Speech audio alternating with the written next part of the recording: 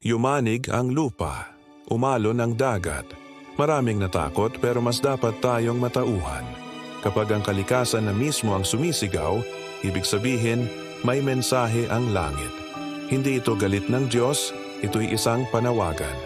Isang paalala na may mas makapangyarihan sa anumang bagyo o lindol na ating nararanasan. Ito'y isang paanyaya na balikan ang tunay na pinagmumula ng ating lakas at pag-asa. Minsan, sa gitna ng ingay at gulo ng mundo, kailangan nating mayanig para maalala kung ano ang tunay na mahalaga.